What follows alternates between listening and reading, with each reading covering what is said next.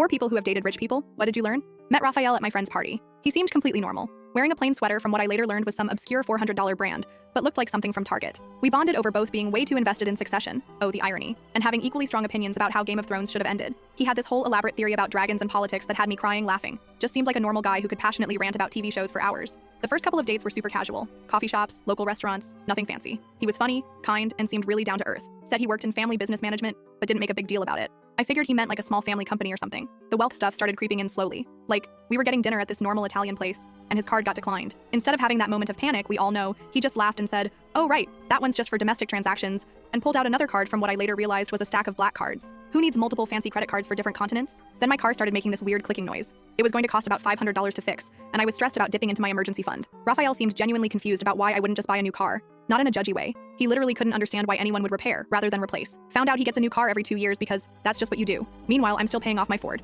His starter apartment turned out to be a $3 million condo his parents bought him for graduating. When I mentioned splitting utilities with my roommate, he asked why I didn't just have my accountant handle that stuff. When I said I don't have an accountant, he looked at me like I'd said I don't have indoor plumbing. Then I met his family, not just wealthy, old wealthy. His sister Jade came over one day wearing what looked like a simple white t-shirt that probably cost more than my rent. They got into this casual conversation about their upcoming family vacation, debating between their house in Aspen or their small villa in Spain. Meanwhile, I was trying to figure out if I could afford a weekend trip to visit my cousin in Florida. Some moments that still make my brain hurt. Raphael was genuinely shocked when my card declined for $30 takeout, waiting for payday. He thought card declines only happened if your card was stolen. His mom asked about my family portfolio manager over dinner and looked concerned when I said we don't have one, like she was worried about my welfare. When I mentioned student loans, both Raphael and Jade looked confused. Turns out their grandparents set up education trusts for all the grandkids at birth. My grandparents gave me a $50 savings bond and a quilt. He kept suggesting weekend trips to nearby cities like it was as casual as grabbing coffee. Couldn't understand why I couldn't just hop on a quick flight. Found a sweatshirt he left at my place and looked it up online, $600. For a sweatshirt, he called it his comfy old thing. The really wild part? None of them were trying to be snobby or show off. They genuinely couldn't understand how normal people deal with money.